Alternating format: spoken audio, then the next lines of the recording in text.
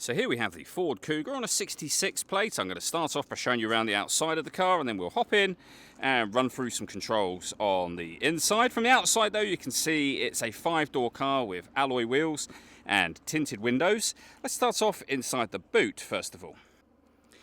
The tailgate on this car will open electronically. You can either do that from the key or from the tailgate itself.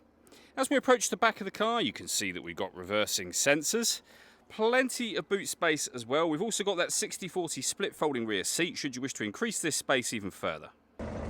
Okay, so we're just going to work our way back around to the front of the car, and then we'll hop in and run through some controls on the inside of it from there. Just briefly before we climb in, I think it's well worth seeing the interior from this exterior point of view. There's plenty to run through on the dashboard, so let's hop in and we'll do that now.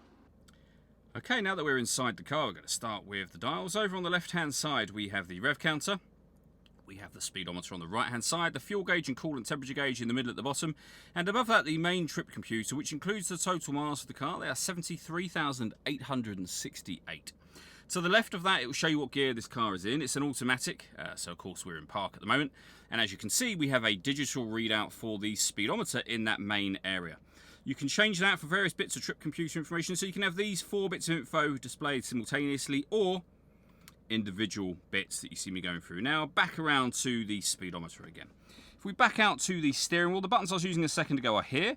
We have cruise control and speed limiter beneath that, and then stereo and phone controls on the right hand side. You can only use the phone controls after you pair them up to the car, of course, and that is done over on the touchscreen here. So hit pair phone.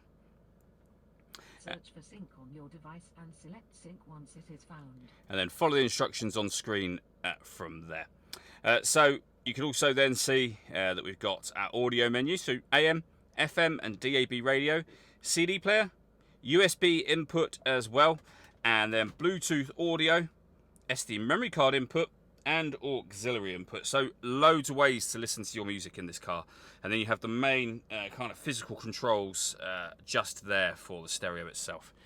Beneath that, we have the dual zone climate control. So you can adjust the passenger temperature, the driver temperature.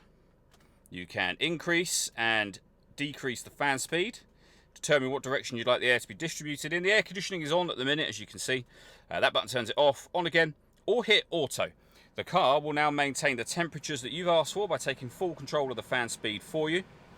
You can hear it doing that now in the background.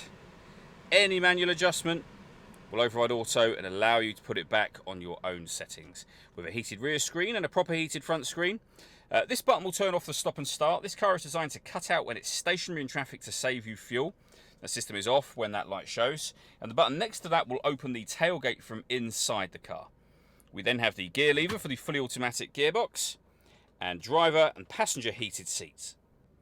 The last thing I wanted to talk about is the panoramic glass roof. We have a button up here that will open the sun blind. It opens it all the way to the back of the rear seats in 2 stages. You can leave it like this, and as you can see, that lets in a lot of extra light, but you can also open the front section as a proper sliding sunroof as well. All that leaves me to say is thank you for taking the time to watch this video.